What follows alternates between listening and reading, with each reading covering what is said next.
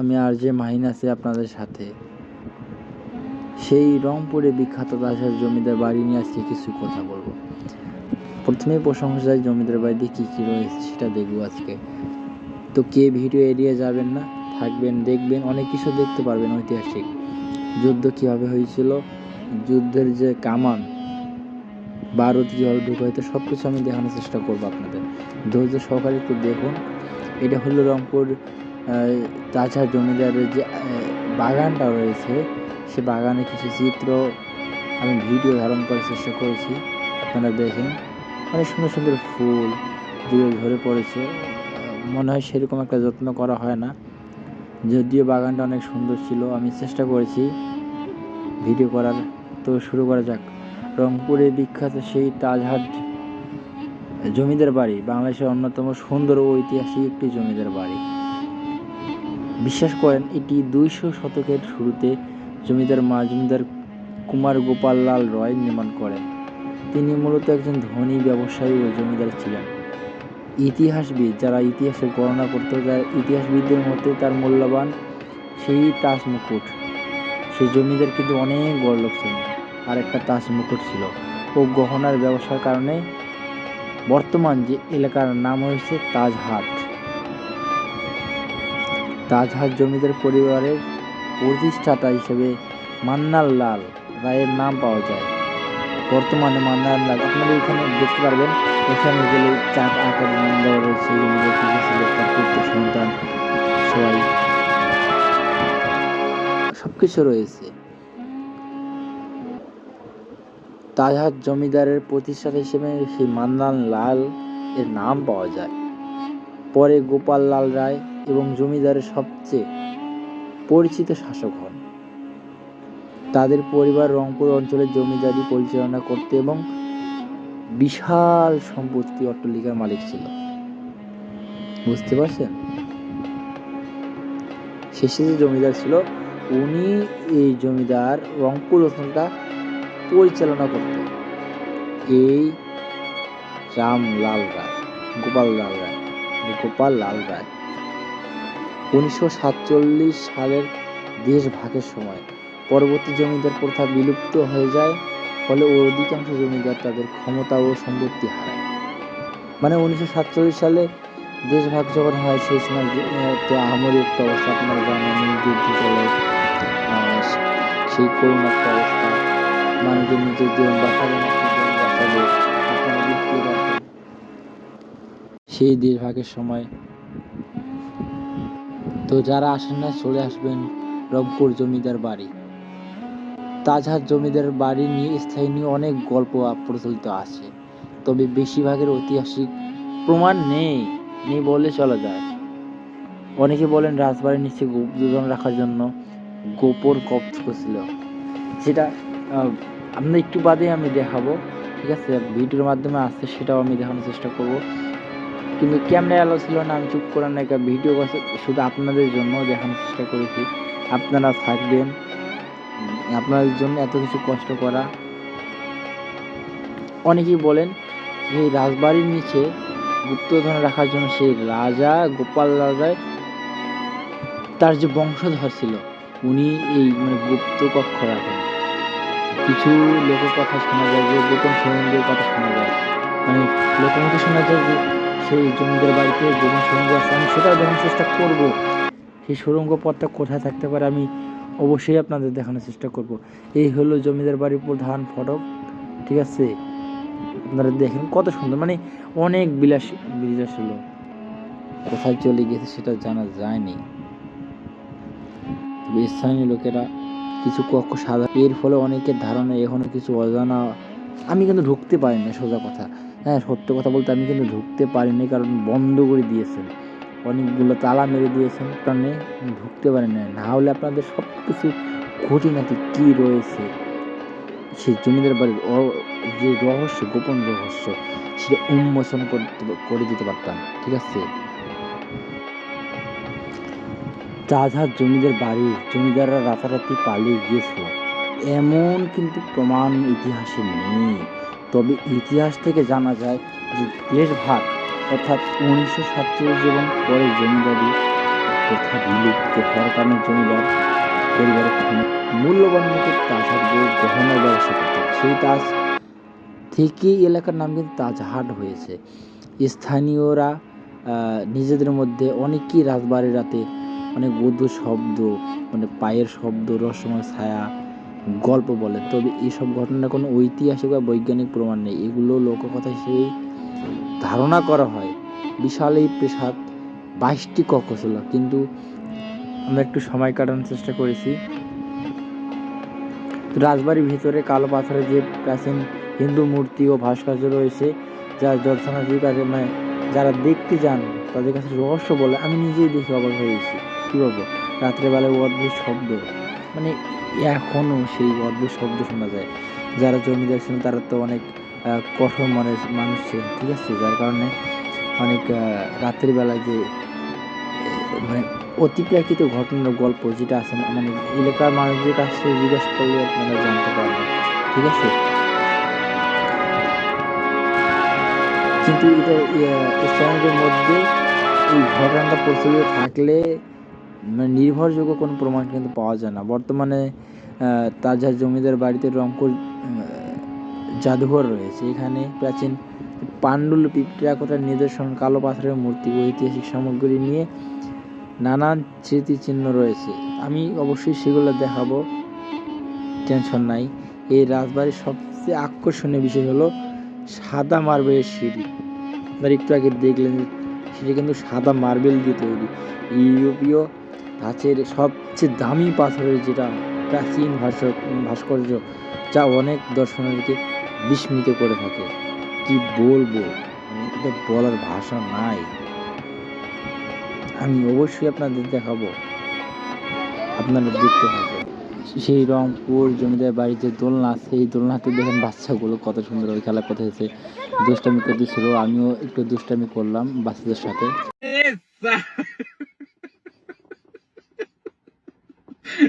बेटी चोद के तारे पिछवाड़े में तो धो निकल जाएगा। कभी बहम पाल रहे हो बेटा? ঠিক আছে, আপনারা দেখেন, মানে ওরা গান গাচ্ছিল, 2-3 জন মিলে অনেক সুন্দর করে আনন্দ করতেছিল। আমিও দুষ্টামি করছি ওদের সাথে অনেক সময়, ঠিক আছে, অনেক সময় কাটিয়েছি। बड़ा हरामी हो बेटा। তোরে অবশ্যই যাবো। ওই যে দেখেন গান গাইতেছে হুজুরে, এটা ভণ্ড ভণ্ড, ঠিক আছে,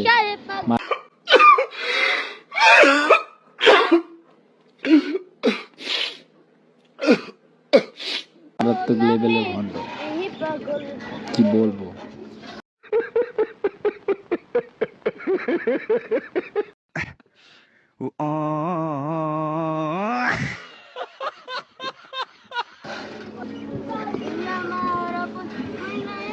এইটাই হলো সেই ঐতিহাসিক কামান, ঠিক আছে। দেখেন সব কিছু সালক্ষণ লেখা রয়েছে, মানে সেই আমলে যে যুদ্ধ হতো না, সেটার কামান। এটা বারুদের মতো, এটা বারুদ হিসেবে কাজ করতে। এর সামনেই বারুদ ঢুকায়, এই যে বারুদ ঢুকায়, তো এখানে বারুদ ঢুকার সামনে যে এইটা ঢুকাই দিত, এইটা ধুম করে যে পড়তো, ঠিক আছে। মানে সেই 200 শতাব্দী আমলের যে পুরনো এটা আছে এইখানে রয়েছে পুরনো একটা সিঁড়ি। এটা কমপক্ষে 200 বছরের। এই জায়গায় সেই জমিদার মশাই উপরে যাইতেন আর নিচে যাইতেন। নিচে আছে, নিচে মানে এটা ব্লক করে দেওয়া আছে, কাটা তারে বেড়া দেওয়া আছে, যার কারণে উপরে উঠতে পারতেছি না। এইখানেই সেই সিঁড়ি, দেখেন 200 বছরের পুরনো সিঁড়ি। নিচে আছে কিন্তু গোপন সুড়ঙ্গ, এটা যাইতে দেয় না।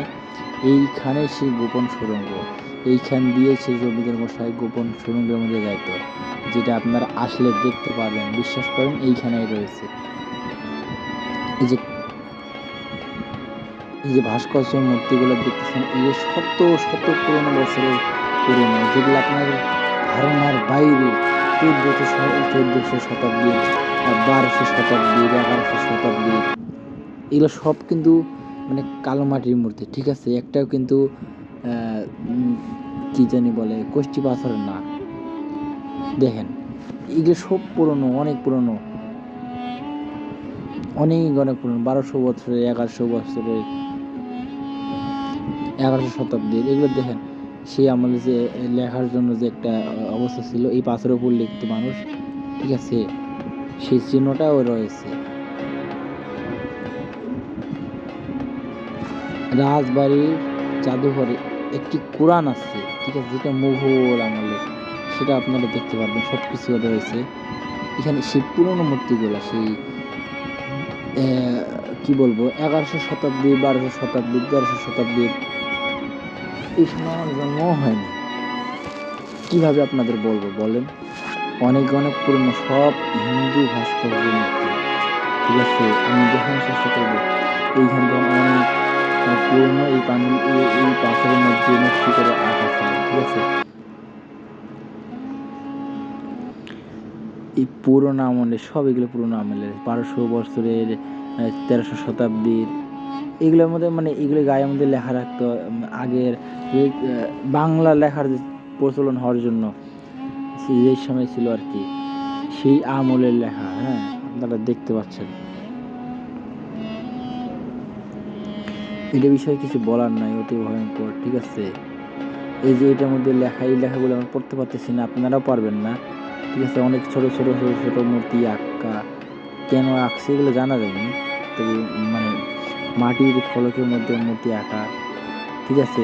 আমরা দেখানোর চেষ্টা করতেছি, আরো অনেক কিছু আছে আমরা দেখাবো, যেহেতু এগুলোর মধ্যে ঢুকতে দেয় না।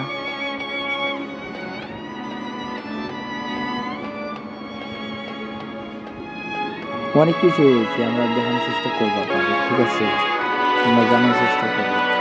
অনেক জায়গায় লক করে দেওয়া আছে, কারণ আমরা জানতে পেরেছি যে গোপন সিঁড়ি রয়েছে ওইখানে তালা মারা, যার কারণে আমরা দেখাইতে পারি না অনেক কিছু, ঠিক আছে। অনেক কিছুই আমরা দেখাইতে পারি না, তো ক্যামেরা অ্যালাউ ছিল না। আমরা যতদূর পারছি আপনাদের সুবিধার্থে যতটুকু দেখা যায়, এটা মেইন আকর্ষণ। আপনার আমার জন্মের আগের একটা জিনিস আপনারা দেখতেছেন, যা তার কথা মনে করেন, জমিদার বাড়ি চলে আসেন, আসলেই এইগুলো দেখতে পারবেন। আপনারাও ভিডিও করতে পারবেন কিনা জানি না, তবে ফোন দিয়ে ভিডিও করতে পারবেন, ঠিক আছে। এগুলো তীর, কিন্তু সেই মুঘল আমলের তীর চালাইতো, দেখেন মুঘল আমলে তো অনেক পুরনো বছর, অনেক শত শত পুরনো বছর, কিভাবে বলবো, অনেক পুরনো।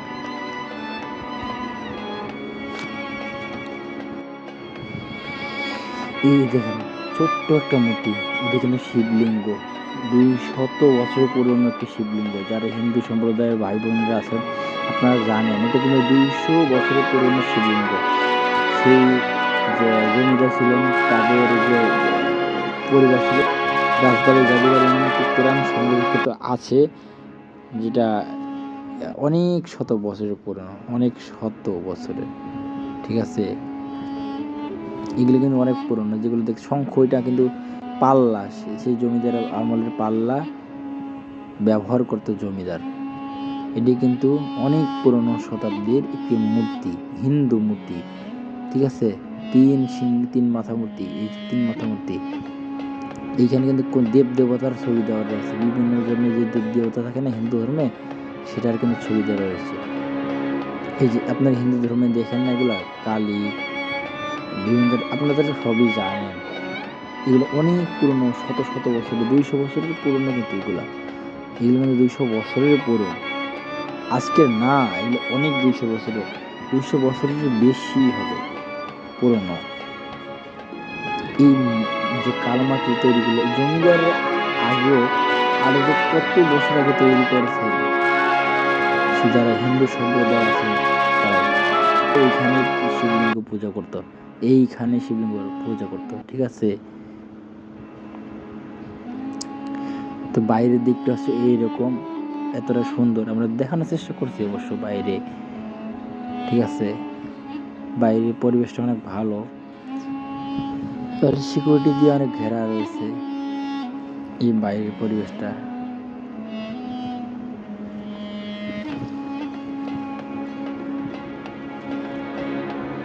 স্থানীয়দের মধ্যে বিশ্বাস আছে যে জমিদার পরিবারের যে বাড়ির দেওয়াল বা মাটির নিচে স্বর্ণরৌপ্য মূল্যবান রত্ন লুকিয়ে রেখেছিল, আজ পর্যন্ত কোনো গুপ্তধনের সন্ধান পাওয়া যায়নি, কিন্তু তবে এই গল্পের জনপ্রিয়তা এখনও কিন্তু রয়েছে।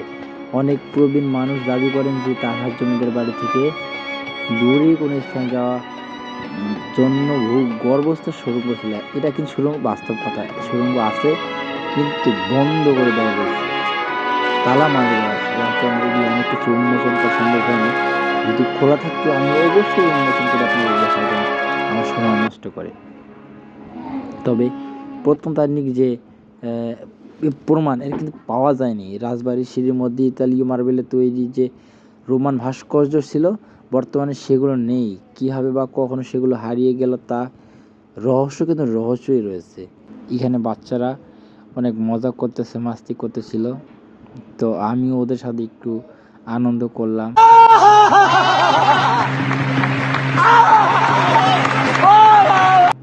মজা করলাম। রাজবাড়ির ভিতরে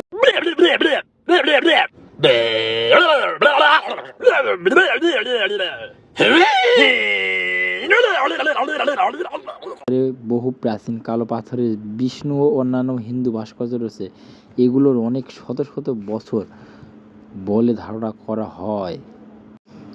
এই যে डिप्रेशन मैं डिप्रेशन में रहता हूँ हमेशा। अभी मैं डिप्रेशन में हूँ, माँ कसम।